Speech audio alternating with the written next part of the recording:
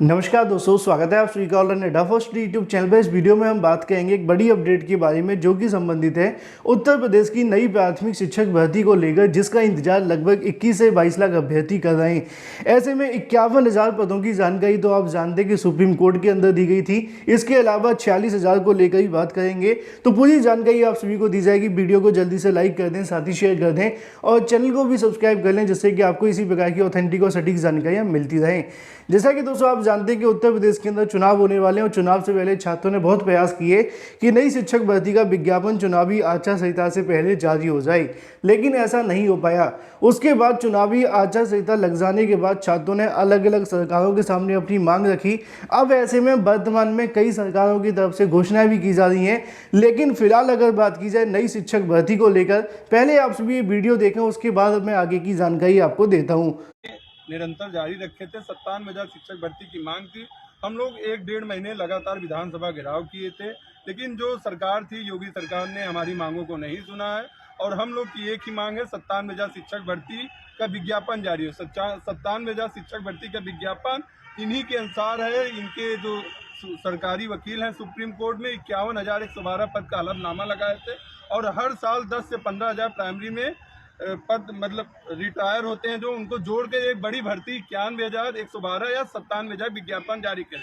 लेकिन योगी सरकार ने, हम लोग इतना मेहनत किए लेकिन उस पर खरा उतरा नहीं। और आगामी सरकार से, जो भी सरकार आए, हम यही उम्मीद करती हैं हम बेरोजगार युवाओं की बात सुने और एक 57,000 नई शिक्षक भर्ती का विज्ञापन जारी करें। जैसे 10 मार्च के बाद कैबिनेट का विस्तार होता है, विस्तार होने के बाद 1 से 1.5 महीने के अंदर विज्ञापन जारी करें। अगर विज्ञापन जारी नहीं करती है, जो भी सरकार सत्ता में आती है, हम बेरोजगार की संख्या 21 लाख है, हम लोग शांत बैठने वाले नहीं हैं। हम लोग फिर 10 मार्च के बाद रोड पर उतरने के लिए बाध्य होंगे कि जब तक विज्ञापन नहीं जारी होगा। खुली चेतावनी दे रहे हैं आप, लेकिन सरकार कह रही है भैया हमने बहुत नौकरियां दी। क्या लगता है कि भैया नौकरियां मिली हैं लोगों को, या ऐसे बस काम की बात है? सबसे पहले मैं हिंदुस्तान डिजिटल प्लेटफॉर्म को धन्यवाद देता हूँ। हिंदुस्तान डिजिटल प्लेटफॉर्म हो या हिंदुस्तान प्रिंट मीडिया हो, इलेक्ट्रॉनिक मीडिया हो, हमेशा ही छात्र मुद्दों पर सक्रिय रही है। तो सबसे पहले भैया आप सबको धन्यवाद कि आप हम लोगों के साथ खड़े हुए हैं, युवाओं के साथ खड़े हैं। जहाँ तक हम बात करना चाहते हैं, आपने युवाओं की बात की, तो मोस्टली हम लोग जो यहाँ पर युवा हैं, सब प्रयागराज जैसे का छात्रों का हाथ ही रहा है।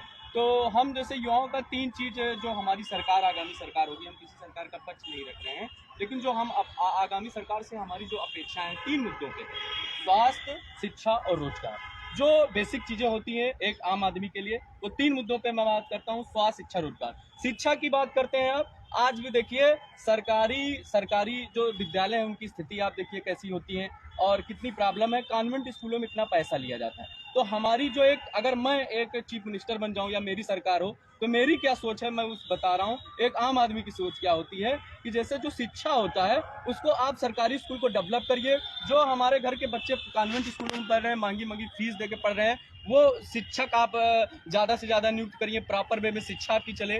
तो जो इतनी महंगी फीस हम कॉन्वेंट स्कूलों में देते हैं, हमारे सरकारी स्कूलों में उपलब्ध। शिक्षा, स्वास्थ्य में आप देखिए, प्राइवेट में आप जाइए, प्राइवेट अस्पतालों में जाइए, कितनी लुटाई है भाई। आप जाते हैं तो कितना पैसा लगता है। सरकारी अस्पताल जो एक आम आदमी, गरीब आदमी जब देखते हैं, तो हम लोग देखते हैं कि ऐसे पैसे के लिए दम तोड़ देते हैं अस्पतालों में। तो जो सरकारी अस्पतालों की जो उसको बढ़ाया जाए, डेवलप किया जाए, ज़्यादा से ज़्यादा मंडल स्तर से हर जिले में मेडिकल कॉलेज होने चाहिए। जो आज मंडल स्तर में मेडिकल कॉलेज हैं, हर जिलों में मेडिकल कॉलेज होने चाहिए। ये हमारी ज़रूरत है, क्योंकि स्वास्थ्य भी ऐसा मुद्दा है कि हर घर में कोई ना कोई बीमार रहता है, वो भी जरूर है। तीसरा हमारा रोजगार, जो हमारे प्रमुख हैं। आज हमारे ज़्यादा से ज़्यादा नौजवान क्या कहते हैं, बेरोजगारी से ग्रसित हैं। लेकिन कोई भी सरकार, सही बात है, पूर्ण रूप से सरकारी नौकरी नहीं दे सकती, ये आप भी जानते हैं, हम भी जानते हैं, पूर्ण रूप सरकारी नौकरी नहीं दे सकती। लेकिन जैसे जो सरकारी नौकरी की तैयारी करते हैं, उन साथियों को एक आप आईएएस की कमेटी बैठा लीजिए, 4-5 आईएएस की कमेटी बैठा लीजिए,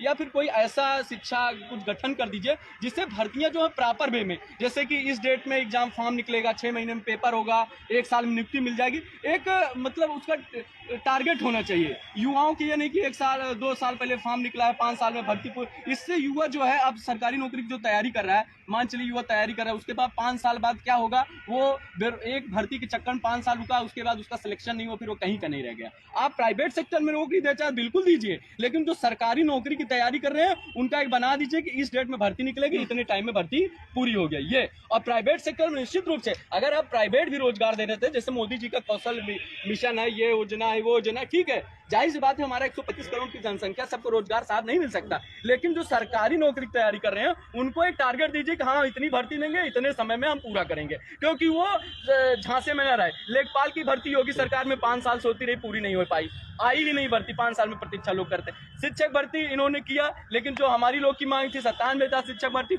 उन्होंने पूरा किया। आप जैसे शिक्षा विभाग की हम बात करते हैं, आप शिक्षा विभाग में एक आयोग बना दीजिए ना, हर वर्ष 25-25 हजार भर्ती करेंगे। आप एक बार में 70,000 भर्ती कर दिए, उसके 4 सालों तक कोई भर्ती नहीं दे रहे हैं आप साहब। तो जो इन 4 सालों में बीएड और बीटीसी वाले हैं वो कहाँ जाएंगे साहब? आपने तो एक बैच को तो पूरे 70,000 भर्ती दे दी। आप एक विभाग बना लिया, आयोग बना लीजिए कि हाँ 25-25 हजार भर्ती देंगे, लेकिन हर वर्ष में हमारे हर वर्ष छात्र प्रशिक्षण करके निकलेंगे, टेट सीटेट पास करके निकलेंगे, 25 हजार शिक्षक नियुक्त होंगे। हर साल आप एक कैलेंडर बना दीजिए। आपके पास ये रोड मैप नहीं है। प्रभात कुमार जी थे लोक सेवा अध्यक्ष, शिक्षा विभाग में सचिव पद पे थे, उन्होंने कहा हर वर्ष से शिक्षा विभाग में हम टीचरों की नियुक्ति कर देंगे। भैया 69,000 के बाद कोई भर्ती नहीं आई। हमारी मांग ये भी है कि आप जो भी सरकारी नौकरी दीजिए, ऐसा नहीं है पूरे जितने तैयारी कर रहे हैं सबको सरकारी नौकरी मिल जाएगी, ये सच बात है, लेकिन आप एक डेडिकेशन रखिए। कोई भी सरकार आए एक ये बनाए कि हाँ 6 महीने के भीतर भर्ती प्रक्रिया पूरी हो जाएगी। बाकी शिक्षा, स्वास्थ्य, रोजगार, ये तीनों बात है। हमारी जो कि मुख्यता मांगे थी 57,000 वो भी हो। तो जैसा कि आप सभी ने वीडियो के माध्यम से देखा, एक बार फिर से उत्तर प्रदेश के चुनाव के नतीजे आने वाले हैं, क्योंकि 10 मार्च के बाद में नतीजे आ जाएंगे। उसके बाद फाइनल होगा कि उत्तर प्रदेश के अंदर किसकी सरकार बनने वाली है। लेकिन एक बार फिर से अलग अलग संगठनों के माध्यम से जो चाहते हैं कि नई प्राथमिक शिक्षक भर्ती का विज्ञापन जारी हो, उनकी तरफ से तैयारियां कर ली गई हैं। क्योंकि मैंने पहले भी कहा था कि सरकार कोई भी बने आते ही विज्ञापन जारी नहीं करेगी। उनको बताना होगा कि सरकार के पास 51,000 पद पहले से खाली हैं, जो कि सुप्रीम कोर्ट में बताया गया था। इसके अलावा 46,000 पदों की मांग और की जाएगी। उसका रीज़न आप सभी जानते हैं, क्योंकि हर साल 10 से 12,000 शिक्षक रिटायर हो जाते हैं।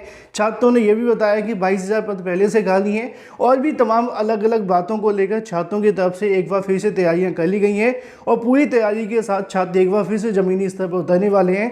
जैसे ही चुनाव के परिणाम आते हैं, उसके बाद नई शिक्षक भर्ती को लेकर अभ्यर्थी पूरे तरीके से तैयारी में है। छात्रों का कहना है कि इस बार जो शिक्षक भर्ती का विज्ञापन जारी हो, उसके अंदर आवेदन से लेकर परीक्षा, और परीक्षा से लेकर परिणाम, और परिणाम से लेकर नियुक्ति तक की पूरी जानकारी होनी चाहिए। ऐसा नहीं है कि आज आप सभी का आवेदन शुरू हो गए, उसके बाद मामला कोर्ट में गया, 6 महीने वहाँ पे फंसा रहा, उसके बाद आपकी परीक्षा होती है, परीक्षा के बाद 6 महीने फंसा, फिर उसके बाद में रिजल्ट आया, रिजल्ट के बाद फंस गया, उसके बाद फिर नियुक्ति पर जाकर फंस गए। तो बार बार फंसने से ना तो भर्ती आ पाती हैं, और ना ही पुराने अभ्यर्थी को नौकरी मिलती है। और इसमें सबसे बड़ा जो नुकसान होता है वो अभ्यर्थी को होता है। बाकी आपकी राय क्या है, कमेंट करके बताएं। वीडियो को लाइक कर दें, साथ ही शेयर कर दें, और चैनल को सब्सक्राइब करना बिल्कुल ना भूलें।